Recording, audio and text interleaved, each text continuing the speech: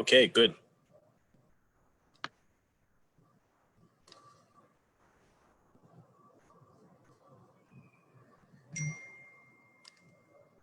Cool. Meeting is now live on Facebook. I wonder if I should move the computer. I don't know. Just, you know what? Do you mind grabbing a chair and we'll put there and I'll set the computer on it. And then that way I can sit on here. Awesome. What's up, Justin?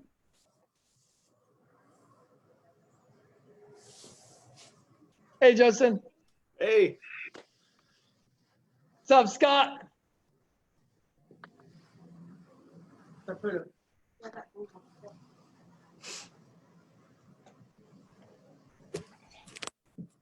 Yeah, that's good. And then you want.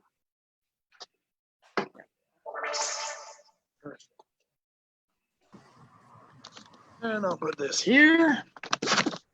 And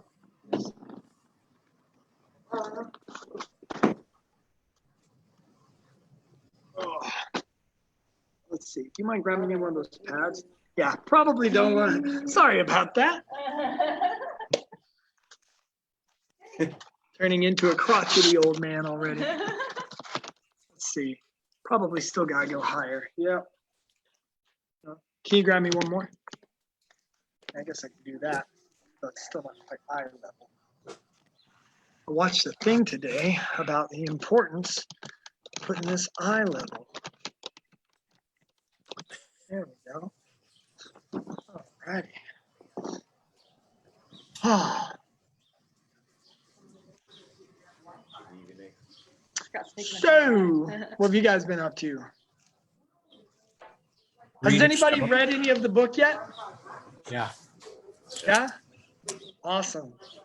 How you liking it so far? Really good. Well, I've only gotten into the first chapter. Yeah.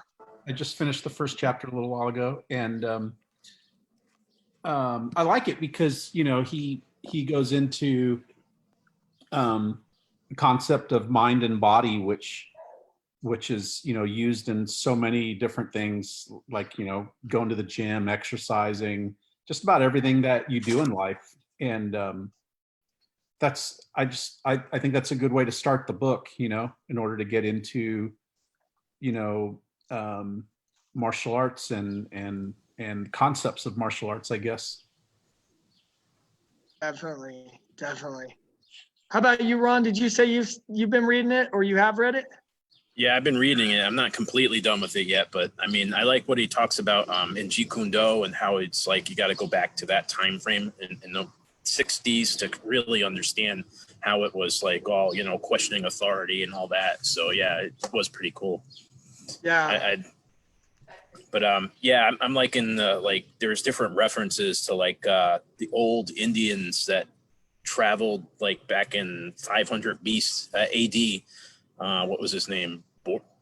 Bodine or something, Bohandra or something like that brought the actual kung fu to the Shaolin monks in China. And I didn't realize it originated in India before it even came over to China. And it's like, whoa, that's kind of interesting. Yeah. But yeah, it's starting to get a little deeper into the theories and stuff. So, and then I get on these little tangents where I go out to Wiki and I start looking up these different names and stuff and start reading about these people. I'm like, I'm not finishing the book because I'm reading all these different Wiki pages and stuff. So, but that's all right. Do you want me to share this? Yeah, I will. Hello, sir. Hey, How are you doing? Good. What's going on with you? Nothing much. Hey, thank you so much for for doing this. My pleasure. Thank you guys for having me. Awesome. What's up, Minaj? Hey, good. Awesome. Which, by the way, Minaj, have you been reading that book? I just started some 20-30 pages. Awesome. Yeah, I dropped your book off over at Minaj's place about a week ago. And so he's, your book is the one I give to like everybody for birthdays and things like that. So I'm, I got, when all this whole having to shut down our gym happened and we had to go online, I thought, man, is there a way to like not just like make do, but is there a way to actually do something that makes this actually an awesome experience, something that we can't normally do with a local gym? And my thought was, well, I could contact some of my biggest heroes and the people that I admire the most, and just see if they'll jump on and be like guest speakers. And so that way, this will actually experience. And so, what's up, Robert? And so, I mean, you came up right away. It's like, oh man, I wonder if there's a way where he would be down to hop on. Of course, no problem. What else are you guys doing for the physical part? For what are you doing with your guys to get them going during these times when everybody's at home? Yeah, great question. So we divided up our so we're just doing live classes through Zoom, just like this. And we've divided our training into 3 core aspects that are very easy to train at home. For instance, like savate kicks. You know, those I usually tell people not to kick a bag, because a lot of times people use a bag as balance. Sure. And so by not kicking a bag and by kicking slow, they develop better balance and core strength. And so, like, for instance, we're working on a lot of savate combos. We're kind of working on a lot of shadow boxing principles, combination chains, just like stringing big combos together that are great for shadow boxing. So just kind of playing with all of that stuff. Nice, I like it. Yeah, I've been enjoying it. It's actually been a lot of fun trying to go, all right, how do we solve the new issues that have come up? How do we still make training as valuable as I've actually enjoyed what we've come up with. No, and I think it's brilliant because you're right. You know, for at least for a while, you can focus on those things that when you do have the class and you do have the pleasure of having other people to play with, you're not going to focus as much. And I was actually thinking the exact same thing. Like if I was in your shoes, what I would do. And I think what you mentioned, the working on balance, slow kicking, all of that, that just seems brilliant. That seems like exactly one of the primary things that otherwise gets overlooked because, you know, there's other stuff to do, but in these times it's perfect. Yeah, I agree. Well, yeah. So, and then of course, bringing on guest speakers. I had my instructor, Chris Kent, hop on last week, and now I get the privilege of having you on. And so we're also trying to bring in some guests to kind of share some of the stuff that, you know, nobody wants to come to a Jeet Kune Do class expecting to train and just hear a lecture about philosophy, but I can schedule something like this. Sure, of course. And so that's another perk. Awesome. I was trying to think of how I wanted to introduce you, and if it's okay, I had actually written an article a few years back about your book, and it's about a 5-minute read. If I could, I'd love to read that just so that those who haven't read your book yet can kind of get a sense of it. And then I've written a bunch of, you know, you're welcome to take over and go from there. But I did write a bunch of questions if you'd like to. Yeah, anything you guys want. I'm game for whatever you guys want. Okay. Well, I'm going to go ahead and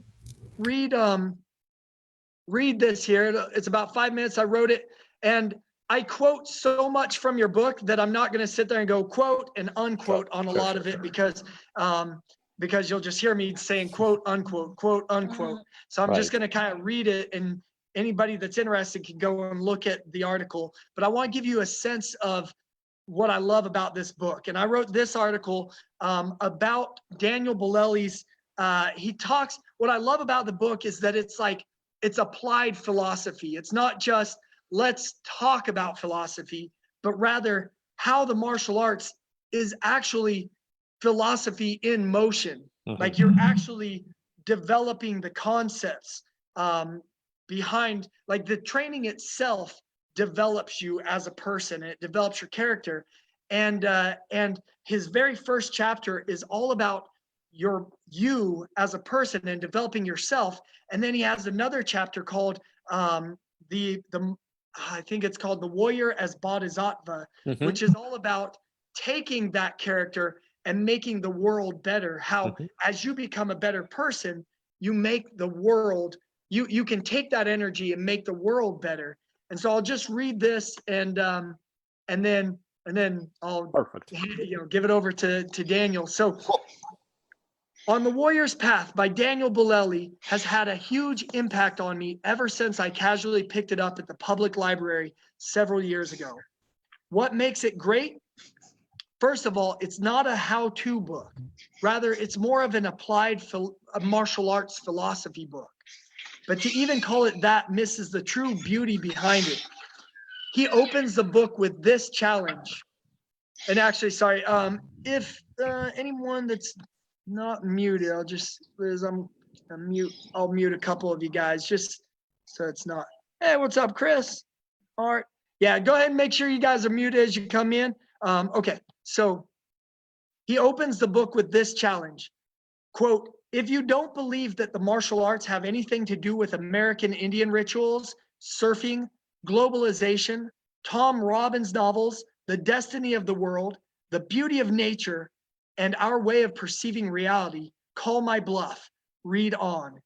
His first chapter, titled The Body as a Temple, begins with who you are as an individual. Are you your thoughts or something more? In his eloquent style, he shares the power that comes when we truly start exploring our physical realm. Quote, during a training session, when the rational mind slows down the flow of thoughts, the body begins to disclose its secrets. Consciousness is free to travel from one muscle to the next and gives access to powers unknown to those who can't go beyond cerebral activity. For a few minutes or for a few hours, the social identity is left behind. Our names, our professions, our ideas stop having any importance. The only thing that matters is the stream of energy flowing within us. And that's the end of the quote. So why is this important? As Daniel sees it, most human problems have their origin in a bad relationship with the body. This applies to more than simply those who choose not to work out. In fact, he says many people who go to the gym, as well as many martial artists, treat their bodies as inanimate objects, as machines in need of a tune-up. He goes on to share his vision of what a true athlete and scholar is like and what he can accomplish. And he concludes with this quote, turn your body into a temple and nature starts talking to you. It brings you back to a wilder, more authentic state. Nature is not just a name to identify what we have not yet covered with concrete and asphalt. It is life lived without fear, without a sense of guilt, life not enslaved by the artificial rules of a society that has lost its center. Every chapter continues in his inspiring and almost poetic style. My favorite chapter is The Warrior as Bodhisattva. He opens it with, quote, once we have given shape to a body that moves with grace and power wherever it is, once we are at peace with ourselves, our minds are clear, and we feel rivers of internal strength and love for life flowing in our veins, why should we choose to return to our 9-to-5 world and channel all this energy into aseptic, lifeless environments? The inner strength, the willpower and confidence that martial arts can bring would be better used for something much more radical than just providing a little help in our daily lives. It is his belief that these qualities developed through martial arts practice could serve a much larger purpose, a purpose that collectively could change the whole world. Quote, every day, another piece of the planet we inhabit is destroyed, but this is only the reflection of our inner crisis. No ecosystem is as badly damaged as the hearts and the souls of human beings. The destruction is the product of a lost, wounded spirit that has forgotten how to live. We destroy anything crossing our path because we don't remember how to create. Next, he turns the conversation to a more personal note, pointing out the limiting beliefs we're raised to accept. Among these is the belief of this: the true hero is the one who doesn't get lost in fantasies, but conforms to reality, settling for himself modest goals, but that's bullshit. Colossal, immense, unbelievable bullshit. Becoming part of a system that feeds disharmony and does nothing to change the state of things is not a sign of moderation, but of mediocrity. Let's not settle for such a low ideal. So where does martial arts training fit into all of this? Quote, it is at this point that martial arts come into play. Hidden between the fighting techniques are the tools to forge our character. He goes on to say that the real battle is against mental limits, dullness, short-sightedness, resignation, greed, sadness, and that the only way to win is to become both a creator as well as a fighter, an artist and a warrior, a martial artist. These 2 chapters are only a fraction of what makes this book amazing. I encourage you to pick up a copy and read it. So that's my little intro to Daniel Bolelli, that article. And otherwise, yeah, thank you for being on, Daniel. Of course, man. Thank you so much. It's interesting to hear it because I wrote it so long ago that I'm like, oh, I remember writing that. But it's like, it's both very familiar and somewhat remote by now. I try and make a point of reading it at the beginning of each year because I feel like it helps kind of get my mind back on the right direction of what I'm trying to build with. I should do that too. I think that's a good idea. I need to do that more often. No, seriously, sometimes, you write something and you're like, it captures a moment, it captures an insight that, maybe when it's a really good insight, it's not something that you live with 24/7. So it's not that because you wrote it, then you embody it all the time. Once in a while, you need to be reminded, like, man, I had a good moment there. I need to go back to that. It helps. That's for sure. Definitely. And do you mind sharing just kind of what your background in Sure. Martial arts and writing is? Yeah. So as far as martial art goes, I started training when I was 17 years old. I started out, I was still living in Italy back then. And I started out, back then, let me see, I was born in 74. So 17 would have been like 1991, right? Very different landscape. That's before MMA, before all that. So I started out initially with just a bunch of Chinese martial arts.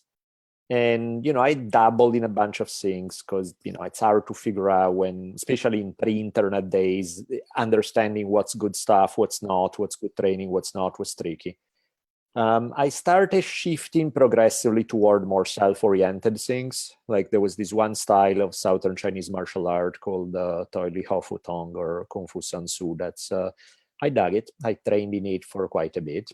And then as time goes by, I started shifting progressively more toward combat sports. And so I eventually, what did I do first? All the classic, Brazilian Jiu-Jitsu, Judo, boxing, primarily, tiny bit of wrestling, MMA, of course, and that was sort of the bulk. And these days, I'm primarily focused on just Jiu-Jitsu and Judo. Today was actually the first day that I just started shadow boxing again after the longest time. So I was like, oh, striking. I remember this game. I just got, thanks to the quarantine, I just ordered my double hand bag to hang out, to start. I remember the double hand was like the coolest thing ever. Primarily I work boxing, less so kickboxing. And just working the double was like the one thing that helped me with that sense of distance where you touch it, and now you're out of range, and now you're back in range. And, I remember loving that a lot. But yeah, these days is overwhelmingly Jiu-Jitsu and Judo. That's primarily what's going on. And then I help out because my girlfriend, she fights professionally in MMA. She fights for one championship. And wow. So I help her with her stuff. Like right before, in fact, we opened on the call, we are drilling all her escapes from armbar and kimuras and working on that because she's a really good striker. She's a good wrestler. She needs to improve her jiu-jitsu submission defense. So that's what we are working on right now. That's awesome. That's awesome. Man, one championship. That's making its way up the ladder fast. Mm-hmm. Yeah, it was kind of crazy because she had 2 fights in like small local promotions in California, and they ended up insanely violently and quickly. She hits hard, which is funny because if you meet her, she's so mellow and soft-spoken and relaxed and like all smile, doesn't say much. First time she had an MMA fight, I was like, Jesus, I don't know. I mean, I see you move well, but I don't know. Can you turn on that? You're too nice, you know. Can you turn on that intensity when it's need be? And she's like, yeah. I'm like, oh no. And then she walked in, and first fight ended in 16 seconds with a just full-on one-punch KO. And we are all like, Jeez. because, you know, in female MMA, you don't see the one-punch KO all that often. Yeah. So we're like, okay, that's different, you know. So It always seems like the most vicious martial artists are always the nicest ones. Like I think my instructor calls them sleeping tigers. Like it's like, you know. Even like when she did her debut in one, that was her third match. You see her walking out and she's all relaxed and smiling and saying hi to everybody. And then she goes in, finish the match. She gets a takedown, ground and pound, finish the match in like 1:20. No celebration, no jumping around, nothing, just getting out, like, you know, business. Okay, Another day. Now we can go eat something. That's it. You know, I was like, it takes people wired a little differently to function that way. You know, it's yeah. But and as far as writing, you know, I grew up around, you know, my dad. My mom is a journalist. My dad wrote like I don't even know how many books, like a lot. So it was, and I was an only child, so you know, there's in pre-internet days, so there's only so much you can do before you start getting bored. And that was really encouraged kind of to read a lot, to express yourselves through writing. So it's something that I did since I was a kid. You know, it was something that I work on a bunch, and eventually On the Warrior's Path was the very first thing I published. And then I did 3 more books. Now because I shifted a lot of my writing toward podcasting, particularly, you know, the big one that I do is called The History on Fire. And is, you know, I research heavily one particular story or character or episode in history. And I dive deep into that tale and try to tell it in the most kind of epic fashion possible, a la Game of Thrones, except it's all real history. And so that takes a lot of time. It's fun. It works out well. A ton of people listen, but it takes a lot of time. I'm trying, in an ideal world, I'm trying to catch up and be ahead with those episodes so that I can go back to writing. But I would love now I don't really want to write non-fictions anymore. I would just like to write fiction. That would be the goal right now. What kind of fiction do you? Like, for example, one of the stories that I cover for History on Fire was the story of this Italian painter, Caravaggio. But he's such a wild, because, you know, people think, oh, painter, whatever. Okay, guy who paints cool stuff. The guy was a straight up gangster, and I don't mean it in a figuratively kind of way. I mean in a literal kind of way. You know, he was wanted for murder, killed a guy in a duel, was wanted by the police, escaped from prison. Crazy wild stories. So I remember I was talking with Dan Carlin, who's kind of like the godfather of historical podcasting, and he was telling me, like, really, an episode on an Italian painter? That one did well? And I'm like, don't think Italian painter, think like Tupac being a great painter in the 1600s in Italy, you know? So that's actually something I would like to take that story and somewhat fiction, you know, keep the basics of the real history true and then fictionalize everything that takes to go from point A to point B, the stuff that we don't know. So probably historical fiction would be it. Well, very cool. Yeah. I know you had written a book because I bought it. Called Create Your Own Religion. Oh, yeah. That title cracks me up. That's kind of the JKD approach to religion, right? And religion in a very loose sense. You know, you can apply it also to philosophy in general. It's like any system of belief that you live by, basically. The idea being, you know, using the Bruce Lee approach of just kind of researching what's out there, taking the good stuff, rejecting the bad, and that's specifically your own, that kind of game. Apply to, you know, we do it in martial arts and it makes perfect sense. Why not do it with everything else? You know, like, I never understand the loyalty that people have to an ideology. including to its bad parts. If My man. if I like a certain ideology, I want to be able to, I'll use what's good about it, but I don't feel that I'm bound to even the parts that are not so good. Like if they are crappy parts, I should be able to call it and say, yeah, these ideas are great, 1, 2, 3, 4, 5, but 7, 8, and 9 are just straight up crap. So let's forget about those. And instead, these other guys came up with some good ideas that we can use. I don't feel this kind of tribalistic idea that you have to stick to one ideology and one only. Same way as in martial art, you have to stick to one style, because if you find something useful elsewhere, that's a sin or something. It's like, I don't get it. It's not my way of thinking. I'm ready to vote you as president. I feel like it's in that book, but it seems like it would fit more with the martial arts one. But there's one where you talk about how the drunken fighting style came about, and it was I think it was in that book. But do you mind sharing how? I forget the names of the characters, but Sure. I think it's fun probably story, the Warrior's Path. Yeah, I mean, this is a 99% a legend, but like most Chinese martial arts, a lot of the story at their origins are probably legend, and the historical truth, who cares? In any case, it's a fun tale. The story goes of this one fighter who study, and hits the classic plateau that we all hit, where you feel that you're not progressing anymore, that you just hit that ceiling, and you keep going, you keep training, it's not happening for you, keep asking his teacher, doesn't get the answer he needs, he's just bummed, goes to the local tavern and gets royally wasted.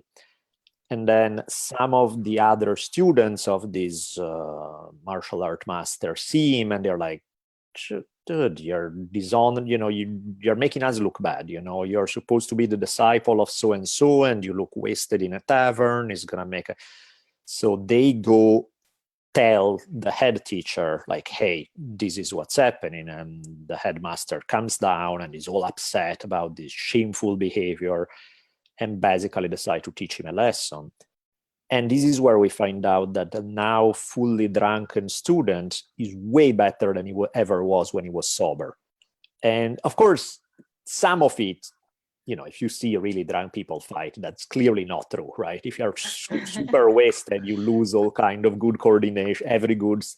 What it means is when you're just probably the buzzed style will be better than the drunken style, because it's just enough that, your rational mind is taking a break for a second, and all that internal dialogue, that the stuff that distracts you in a match is silenced, and you can flow more. You can be, one of the big enemies when you fight is your mind.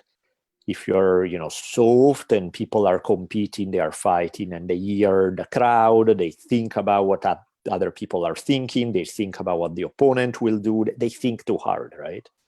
And then you're so stuck in your head, and it's really not good in the fast-paced action that takes place in a fight. In this case, the happily buzzed guy, his brain activity seriously slow down, which is great because it allows his training and his instincts to take over. And so the tale is that he's incredibly better than he had ever been, beats his teacher, and boom, creates a new style. That's an awesome story. Yeah. And it's kind of akin to everybody, to the BJJ. I know, like getting high. Oh yeah, right. BJJ. That one's not as much myth. Yeah, no, that definitely is not myth there. So in Bruce Lee's movie, was it Enter the Dragon? Like at the beginning, he is with his teacher. No, he's the one teaching to a student, and they're talking about striking, and he says it strikes. Like you don't strike, it strikes, right? What you just said kind of reminded me a little bit of that.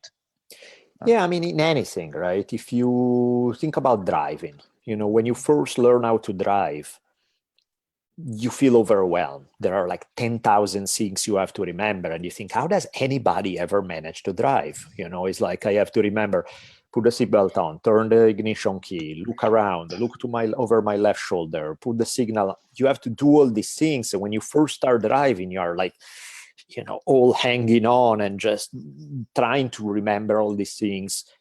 Yes. And eventually when you get good, you don't think about them. You have absorbed the stuff that actually works for you. You're not thinking consciously at every step of the way, and you're just able to do it, right? Same thing in anything. If you are good at anything, if you look at a great chef, they don't go by the recipe. They are not there at 7 minutes and 31 seconds, you add this ingredient. It's like, they look at it and they're like, now, and that's that mastery that comes through repetition, through having it done a million times with awareness, through all of that stuff. And that's when you are able to flow. Nobody flows at the beginning. You can try, but it's gonna be this kind of like, it's actually interesting when you spar with somebody who absolutely doesn't know what they are doing, because they are being instinctive, that for sure, but it's a kind of instinct that hasn't been trained. So it's very rough, makes stupid mistakes and all of that.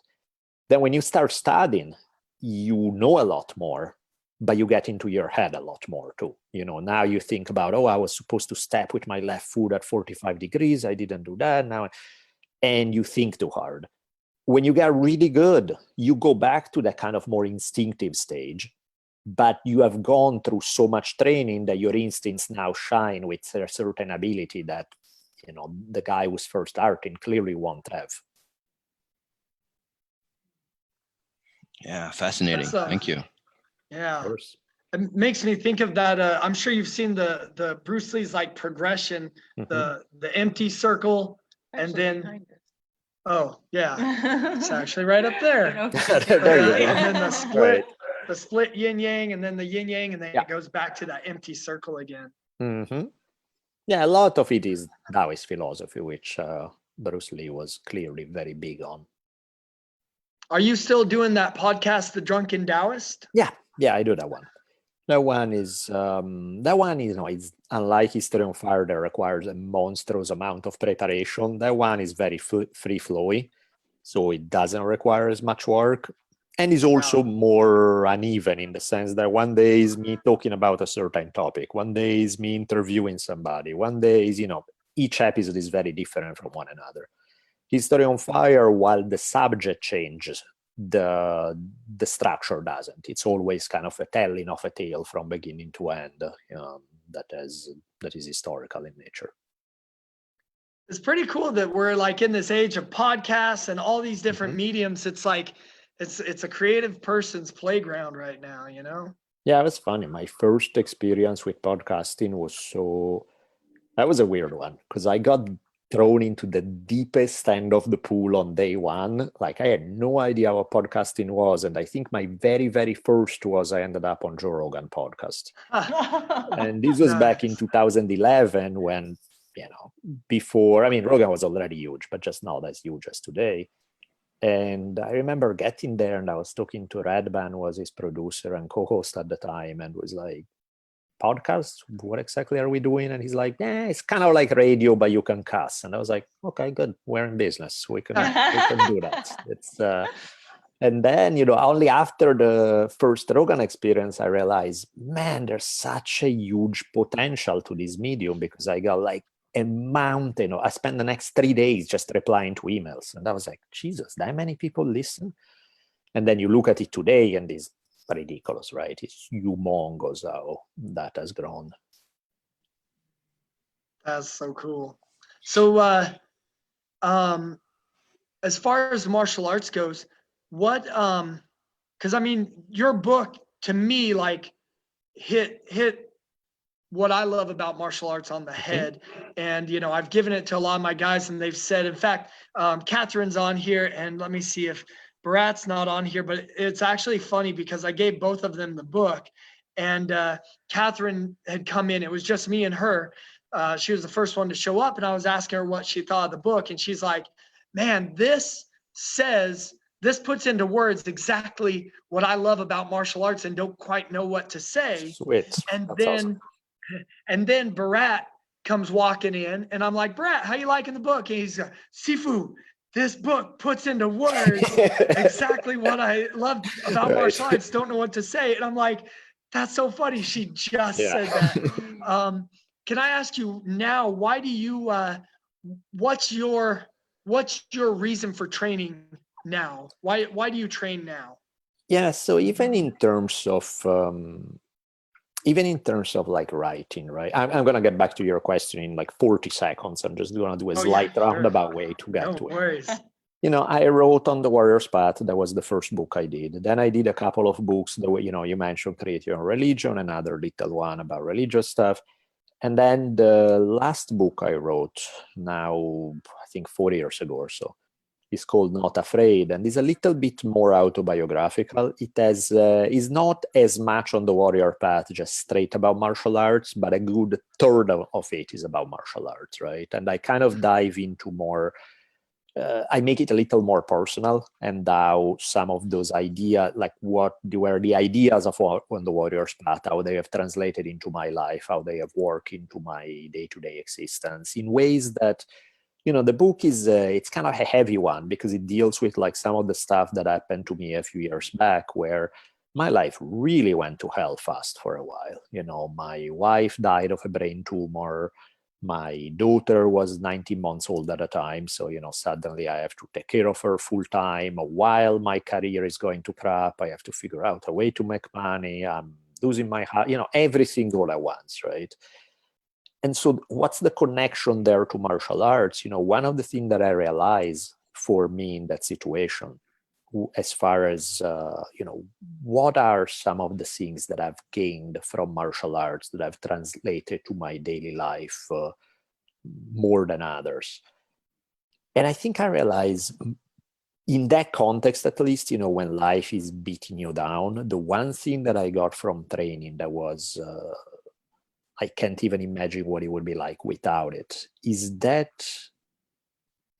I don't know if it's an ability or it's just the experience or what it is, but that state of like when you train with somebody who's so much better than you and you're just getting pummeled and you're not, you know, you can try as hard as you want. You're not gonna quote unquote win that match. You know, there's everything in your body is telling you get out, you're done. You know, there's nothing to it anymore. And a weird thing that you need to have in training where you just keep going in a match that you have absolutely no chance of winning, that does something to your personality. You know, that gives you a certain degree of toughness, of resilience. That's not based on the rational calculation of if I just push hard, I'm going to win. It's like I'm 99.99999% sure that I'm just going to get pummeled more and more and more. And I'm still coming up and I'm still coming in for more. And so that, because that's the reality, you know, in an ideal world, you know, we all fall in love with being able to throw the perfect kick or the awesome armbar or, you know, the technical aspects of the game. They are fun. And winning is certainly a lot more fun than losing. But at the end of the day, everybody loses. And everybody, you know, if you are in fighting, that's just the nature of the business. Take the best fighter in the world. They are the best fighter in the world at one day. A week later, somebody else will knock them out cold. And, you know, loss is something that everybody experiences. You know, there's just no such thing as being able to go through it unscathed where you are at the top of the game forever. Doesn't work that way. Similarly in life, right? It's like as much as we all like for things to go well all the time, that's just simply not reality, right? Bad things can and do happen to every single person on earth. You know, everybody, even if you are lucky, let's say, and some people will get less bad things than others in their experience. Everybody gets old, everybody gets sick, everybody dies, right? Everybody will experience loss of one degree or another. Everybody will experience those moments when life doesn't cater to your desires.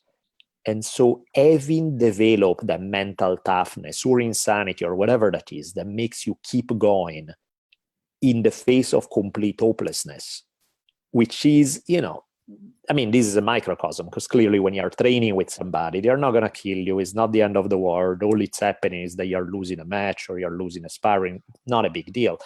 But getting used to being uncomfortable, to not just being uncomfortable, but to fight on while you're uncomfortable, while you have no hopes.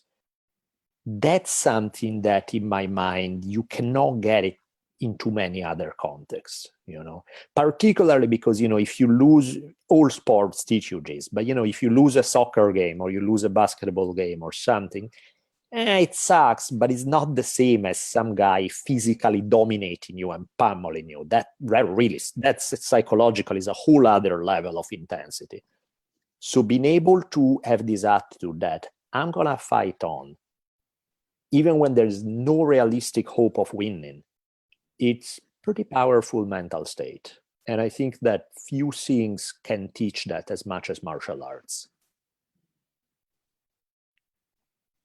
Yeah, that was, I think it's funny because, Jeet Kune Do has always been such a philosophically driven martial art. Like, a lot of people take different martial arts and don't even know that there's a philosophical component to it. Whereas Jeet Kune Do, some people argue, is just a philosophy, Right.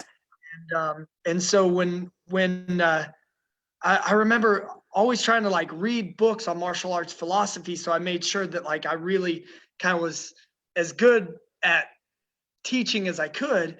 And so many books, it almost felt like reading things that you would then say. It was like having these little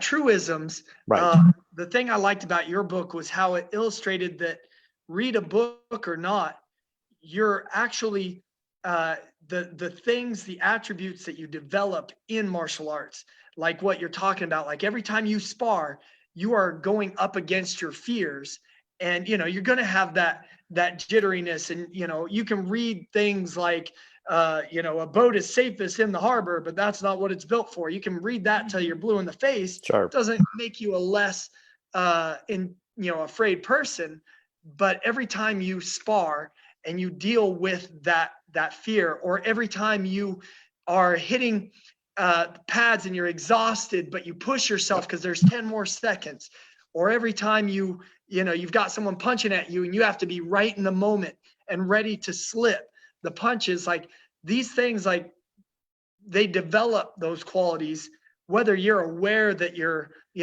being in the now or not. Yep. You're forced into these things. There's a quote by the Aikido founder, Ushiba, I think is how you say it, where it's like the mat is a microcosm of the universe. Right. And it seems like that's definitely the angle that you came from in that book, for sure. Yeah, I mean, in that sense, the beauty of training is that it's almost like a ritual.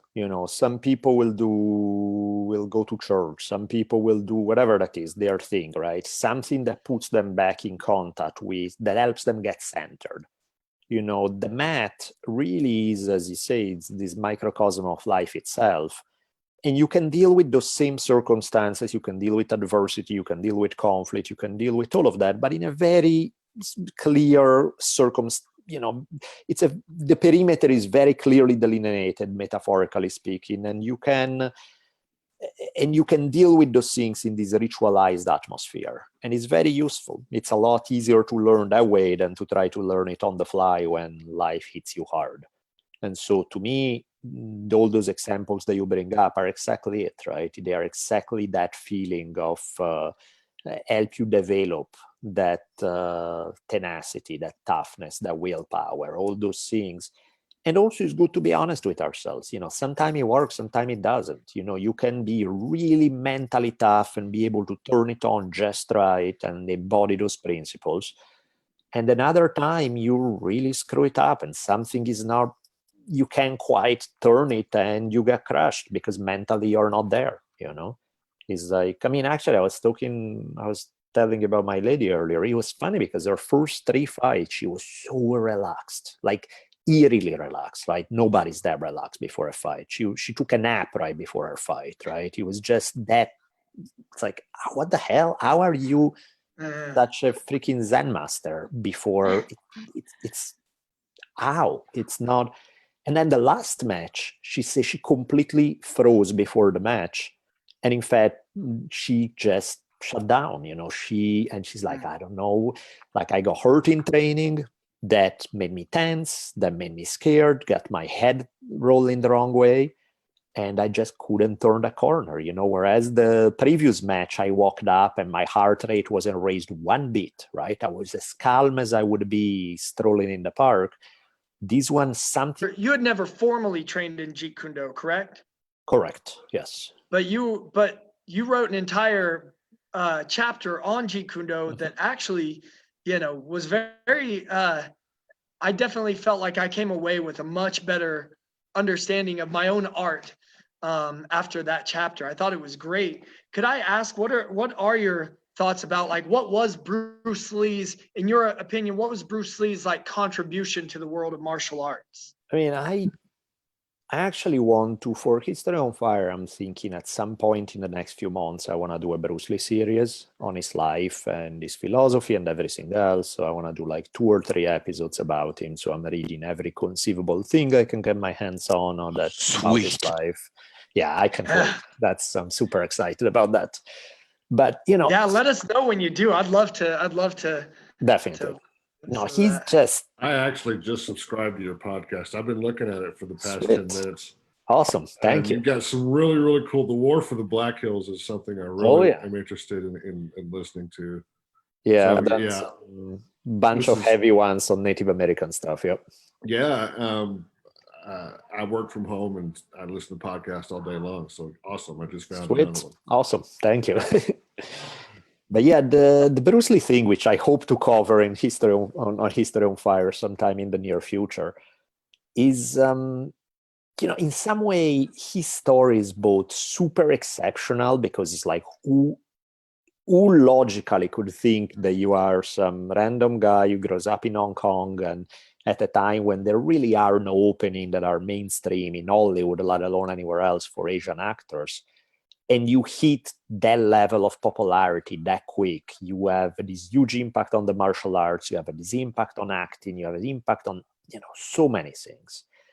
And yet at the same time, he's clearly a product of his times, right? I mean, the whole philosophy of rejecting sort of these authoritarian traditions is perfect for the 1960s. It's that time when he comes of age, when he becomes who he is, right?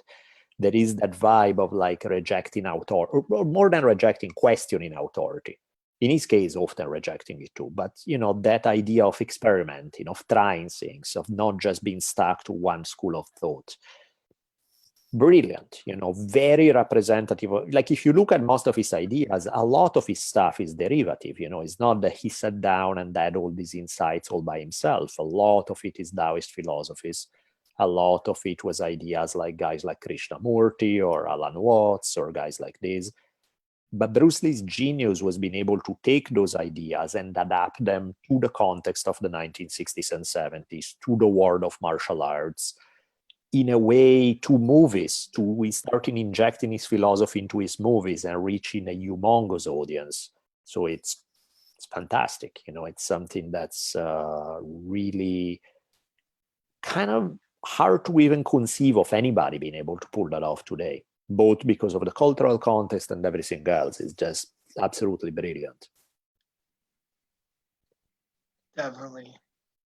Oh, sorry, go ahead. Oh, sorry. No, you go ahead. It's interesting. So one theme that I want to explore a little more for the podcast is, I was reading another one of these biographies of his, and one thing that I never caught on about his life that struck me when I was reading it. He achieved the ultimate success. The odds of pulling off what he did, it would be like winning the lottery 7 times in a row, to be able to do that. And yet there's a moment there where he looks toward the end of his life where he clearly feels trapped, where, he thought that if I can just pull this off, everything is going to be great. And he does pull it off, and everything is not great. Because now he can't go anywhere. The press is printing all sorts of gossip columns about him. And more importantly, he doesn't know how long this success is going to last. So he feels the pressure to have to say yes to everything. So he's working like 20-hour days and he's doing all this stuff. And it's like, well, it's great that you had all this success, But now, when you barely see your family and you're running yourself ragged and you lose 20 pounds when you're already super thin and you have no body fat and that's not the image of success, And so it's a very interesting lesson that somebody who can achieve what he achieved, which is unimaginable, can still end up being trapped, not in his failures, but he can be trapped by his success. And I'm sure had he lived longer, he probably, he would have either been one of the classic rock and roll casualties of, dead by the time you're 28 because you crash and burn, which is kind of what happened in this story. But had he survived, he may have very well figured out a way and, grown from it. But of course, that's not the way it played out. So it stands out because it's like, wow, these guys did the unbelievable. And yet he was kind of not quite figuring out how to deal with success. And actually, not that many people do. It sounds, for everybody who's thinking out about how to pay the next bill, listening to somebody's like, oh, how the pressure of success is like, screw you have millions of dollars. But when you look at many people who are successful, they do struggle dramatically with their success. Well, one of the things that shocked me a lot was the fact that he was bicultural, and so he suffered. He suffered from being too white for the Chinese and being too Chinese for the whites, right? And so he was constantly compelled to prove everybody wrong, right? Yep. And trying to, it's like he was trying to carry the world on his shoulders, trying to unify the world, and get people to see what they have in common versus what makes them different. And he's always had to fight each side his whole life. Yeah, that's what I find fascinating about him. Among many other things. Yeah, and I think it's one of the things that if you look at any YouTube comment section, you could have save puppies, solve the Israeli-Palestinian conflict, cure cancer, and there would be still 20 people who say, you suck, you're the most horrible human ever. When you achieve any level of popularity, you do get a lot. There's always a long line of people saying how awful you are. And it's very hard, the way our minds are built, it's very hard not to listen to that stuff. If you create anything and there are 50 reviews and 49 are positive and they tell you what a great job you are, and one person say, you absolutely suck, you can, somehow you're going to hear that one more than the other 49. And you're like, why am I paying attention to that one thing? But we do that. And anybody who's successful where that one thing is multiplied by 1 million, it's a struggle. It's not that easy. Yeah, I'm glad he never had to live with the internet troll culture. Yeah. Right, exactly. Yeah, definitely. Since there is 10 more minutes, I want to make sure, because a few of my guys have read your book. Sure. Anybody else has a question or wants to say anything, feel free to. I'm gonna go quiet for a little bit, so anybody that wants to ask or say something can. And if nobody does, then never mind. Yeah. I have a couple of questions. Actually, a two-part question for you. When I was, younger, probably about the same time that you wrote this book, I was very heavily into Alan Watts. Yep. And his readings were just blew my mind at that stage of my life. And I just wondered if you could kind of talk about his influence on you. Yep. And my second question is, when you did the Joe Rogan podcast, were you required to smoke weed with Joe Rogan?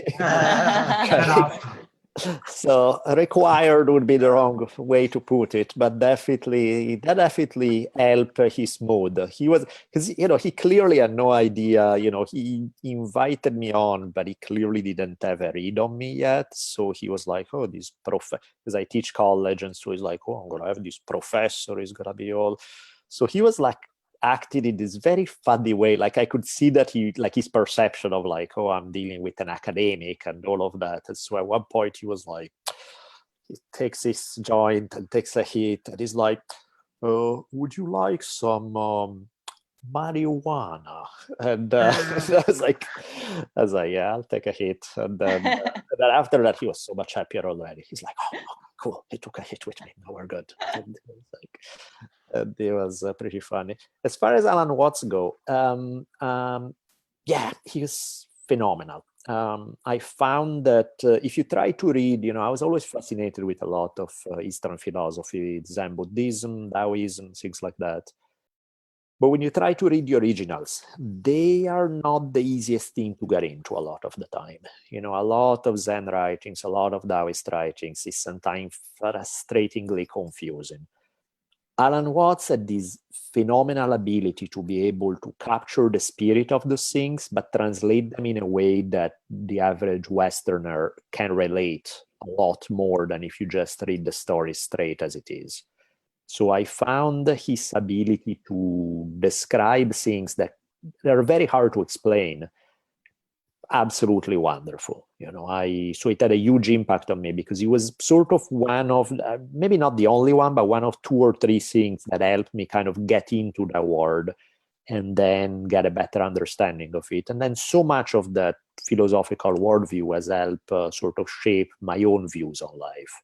So I certainly found Alan Watts, much the same way Bruce Lee found Alan Watts, extremely valuable as a contribution to kind of my understanding of the world. Luis had his hand in the air. Yeah, Luis, go ahead and unmute yourself, man. Yeah. So I did have a quick question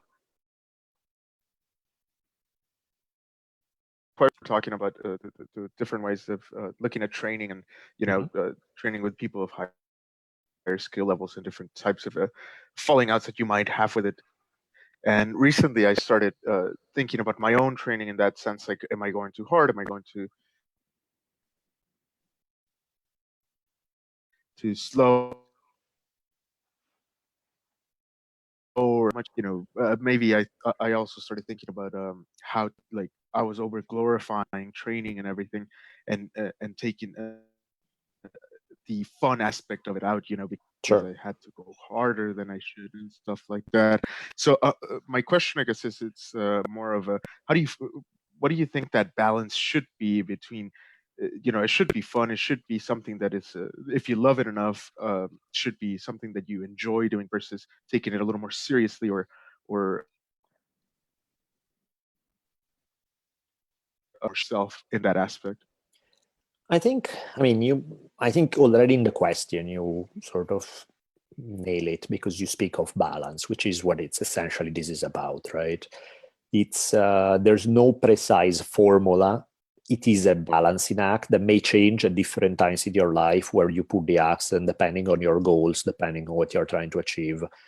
I kind of find myself thinking a lot about it when, like, my daughter now, she's 10 years old.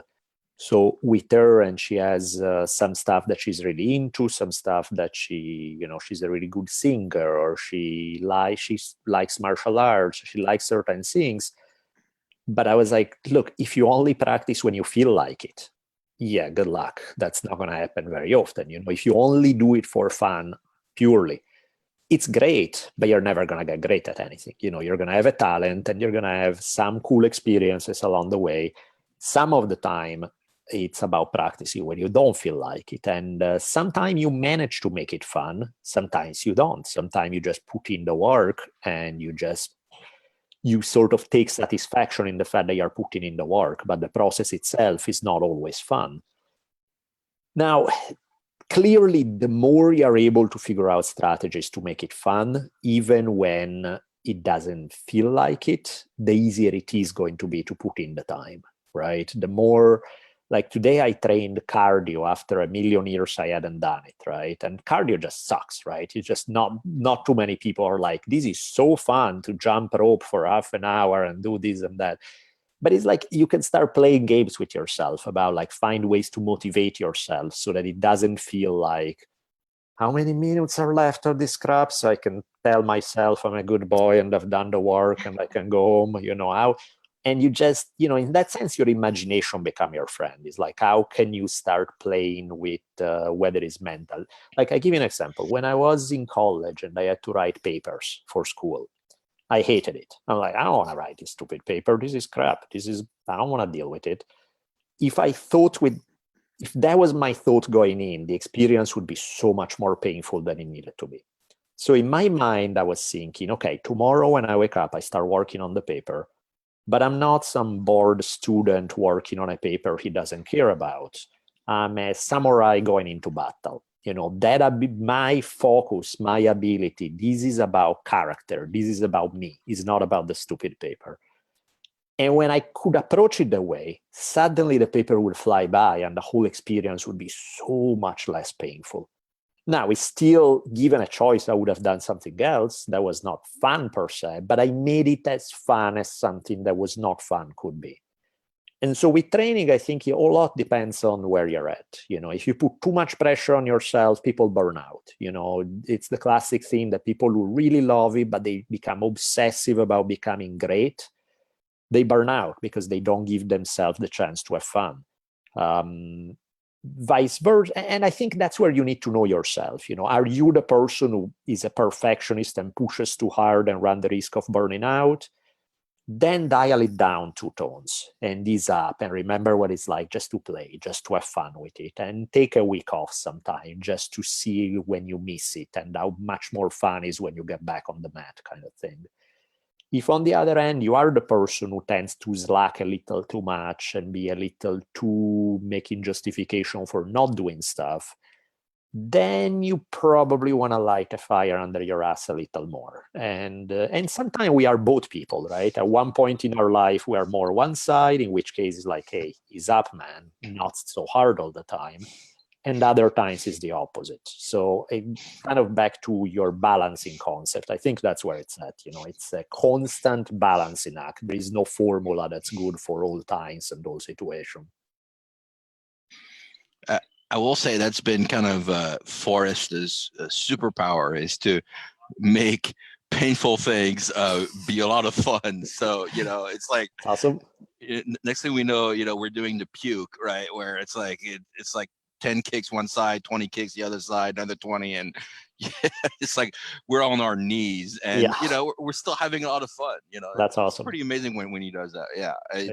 And he's had a really consistent track record of doing that. I've always had fun at his workout. So, yeah. Then hang on tight because it's not that common. That's not too many instructors can do that. Yeah. I'm gonna mention something. I was super excited about listening to your podcast. I've kind of gone through all of them. And where do you get your material for this? What inspires you to write about the Black Hills in that time? I mean, specifically when it comes to Native American stuff, I don't even know how to answer that because I've always been into it in a way that doesn't really make sense. So I don't know why. Interesting. But as long as I remember as a little kid being into it as much as a little kid could be into it in Italy, it's like, but I would gravitate to any information. And then growing up, I ended up becoming a history professor. I teach history in college. And so when I started with podcasting, and I was like, okay, I do like podcasting and I do teach history. How about I combine the two and create this thing that will allow me to jump into all the stories that I either don't have the time to jump into in the classroom, or I don't, or maybe they are stories that are just outside of the realm of the classes that I teach. And I was like, this is fun. Finally reading all those 3 million, there it is. So finally reading those 3 million books will have actually a function where I can turn them into episodes and I can tell some cool stories that way. My all-time favorite, by the way, well, I don't know if it's my all-time favorite. My all-time favorite as a character is, there are a couple of episodes, I think there are either 45, 46, 46, 47, one of those. It's about this Zen monk from the 1400s, Ikkyu Sojun, whose main passions were Zen, women, and drinking sake. And he's just my all-time idol. He's just too cool. Well, I'm really looking forward to listening to it. Thanks for bringing it up, and Sweet. please put the Bruce Lee. Yeah, I can't wait. On there. I am super excited for that. And again, before I sign off, I'd like to thank you for coming tonight. It's been super interesting listening to you. Of course, thank you so much. And your story. And I did start this. I am going to finish it. Sweet. But Awesome. Thank you again for coming. It was great. Thank you. Thanks so much. Yeah, I'm actually thinking for the Bruce Lee episodes, I asked his daughter Shannon to see if she could do the introduction to those episodes. So she was down. So I look forward to that. That's gonna be fun. That's cool. Yeah. Forrest, do I have time to make a comment? Oh, yes, please. I was actually going to call you out and say, hey, Robert, I know you got to have something you want to say. So like Forrest, I reread that book every year, and it's highlighted and marked up, but it seems like every time I read it, I put a new highlighter, a new earmark, or at least read something and go, oh yeah, I should remember that more. Your interesting comment about the timing of Bruce Lee. I'm probably the only one old enough in this group. I turned 69 today, so I've been training in martial arts and studying martial arts since 1966. Wow. And your comment about the perfect timing, that time period, there were a lot of us that were in traditional martial arts that were just saying, this doesn't work for us. What, I can't, his whole, kata is vertical death, which just like rang true to me.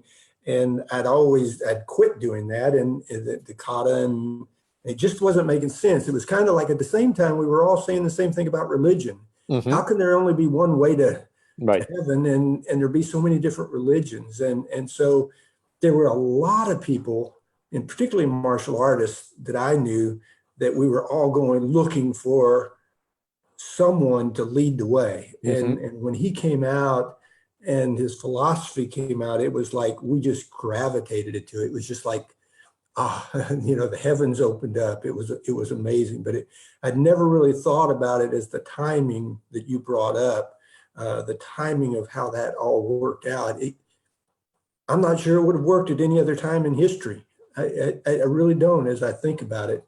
I agree. I mean, imagine Bruce Lee being born in Nebraska he grows up in Nebraska in the 1920s. He's like, we should really reject tradition and create our own. He's like, good luck. That's not going to fly.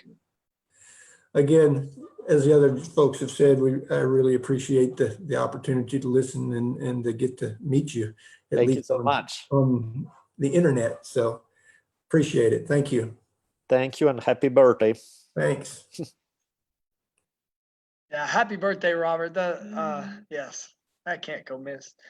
I don't want to go, into any time because I'm sure you got to, get dinner going and stuff. If anybody else has any other questions, though, if you got 5 more minutes, sure. Maybe we can just, see if anybody else wants to. Catherine? I don't have a question, but I'll just say that I think Forrest gave me your book at like a coincidentally perfect time, because I had been recently started, in addition to Jeet Kune Do, practicing Tai Chi and reading all this Taoist stuff. And then he gave me your book and I read it and I was like, okay, now I can kind of see the connection to Bruce Lee made a little bit more sense for me. But I thought it was just like, for me, it was like, oh, this is a brilliant book. But I don't have a question or anything. I just want to say thank you for joining us and sharing a little bit about it. Thank you. And I love when the universe winks like that, when suddenly things click at the right time, when you get the right, the same book that maybe you get 6 months before or after and you wouldn't quite hit. It's what you need to hear in that moment, and it's that's always fun when it works that way. Mm-hmm.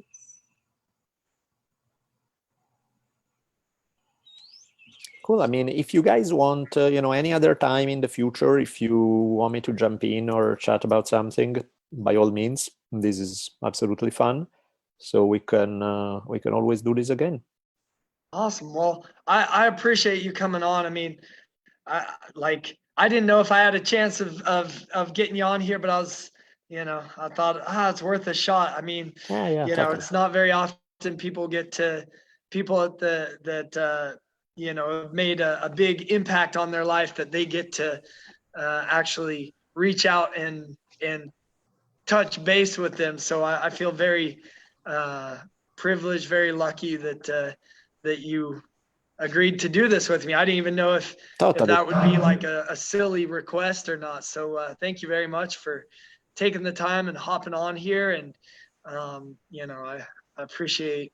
Awesome. No, I'm more than happy to. It's always been, to me, I feel like if people are nice enough to read the stuff that somebody writes or listen to the podcast or whatever that may be, I feel that it's as much as humanly possible, because of course, if you are Rogan and you have 3 gazillion people asking you for things all day long, you just can't say yes, because it's impossible, right? You don't do ever anything in life. But I find that people tend to be a little too quick, even when they are not Rogan, to suddenly have this thing of like kind of having a shield on and not make themselves available. And I'm like, man, if people are cool that they want to hear or they gravitate to something you have done, it seems like really it's a privilege and an honor to be able to do that and to have people willing to. So to me, it's very much a two-way street. Like nobody, no author of anything would ever be successful without their audience. That's just how it is.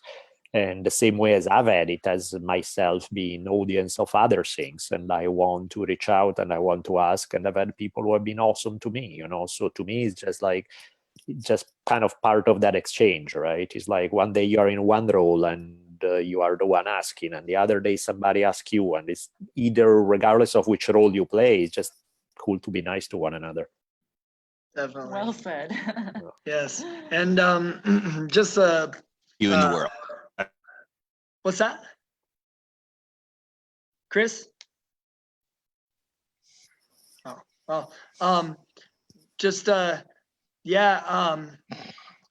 one thing I just want to share is like I remember like early on when people would ask like why I do martial arts, and it was like, well, I do it for self-defense. But then I'm like, well, it makes sense. If I do it for self-defense, I should probably learn how to shoot a gun like seriously and stuff. So I'm like, so I don't really think I do it for self-defense. I'm not really, but I'm also not doing it for fitness, because if it made me fat, I would still do it. If that was the consequence of martial arts. If I got into sumo, I would get fat so I could compete sumo.